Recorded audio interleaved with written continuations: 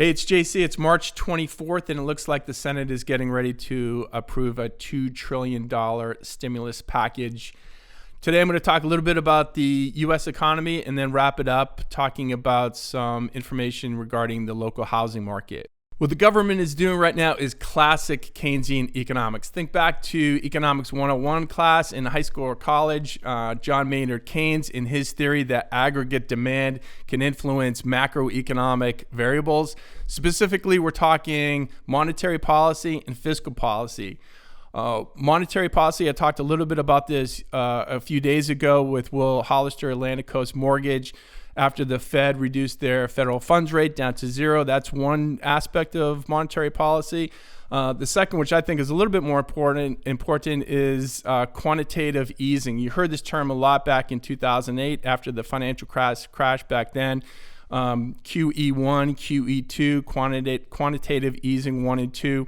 Basically, it's the Fed purchasing mortgage-backed securities to increase liquidity in the market. So you're seeing really positive influences on that right now. Interest rates and home loans have really stabilized. Last week, they were all over the place, plus or minus a point within a day, kind of craziness. So now with the Fed jumping in there and buying a huge amount of mortgage-backed securities, it's really stabilized the market. The second part of it is fiscal policy, and that's really what the stimulus package is all about. Again, back in 2007, 2008, the government stepped in to do a stimulus package back then. Just put it in perspective, that package was worth $700 billion. It was called TARP, the Troubled Asset Relief Program. $700 billion. This one is $2 trillion. It's basically just to take government revenue and inject it into the economy to stimulate it. So we've all heard about $1,200 checks to people. I don't think that's something a lot of people are allowed and going to get based on some of the guidelines. But it's really an effort just to stimulate the economy. So both of them, Keynesian economics, the principle, stimulate the economy as much as they possibly can through monetary policy and fiscal policy, and that's what they're doing in two pretty effective ways, and it's worked well in the past. Keep in mind that the government does not have $2 trillion sitting in a bank someplace. So there's going to be a price to pay. There's going to come a time when that has to be paid back as a society. So it's something to think about. All right, let's switch gears real quick and talk about the local housing market. I'm going to throw up a screen for you from my computer.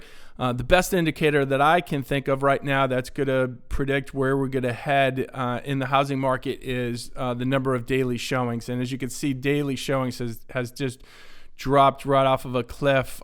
Totally understandable and expected given this time of social distancing. People do not want to be out and about, and people don't want to be having strangers in your home. So totally understandable.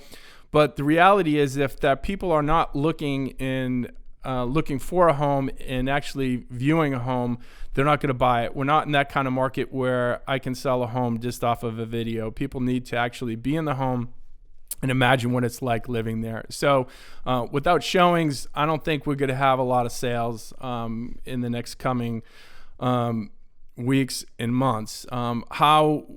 What does it look like on the other side? I'm not sure. I think there's no doubt in my mind that we're entering a recession.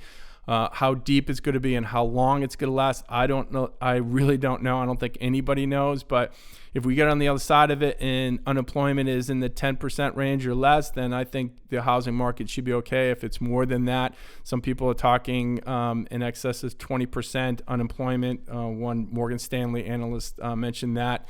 That could be a problem for the housing market. My recommendation at this point is to stay informed, understand what's going on in the market, as well as the economy, not just the housing market, but the economy in general. Watch unemployment, huge influence on home buying in the housing market. So I'll do my best to keep you updated. I hope everybody stays safe and healthy, and I'll talk to you soon.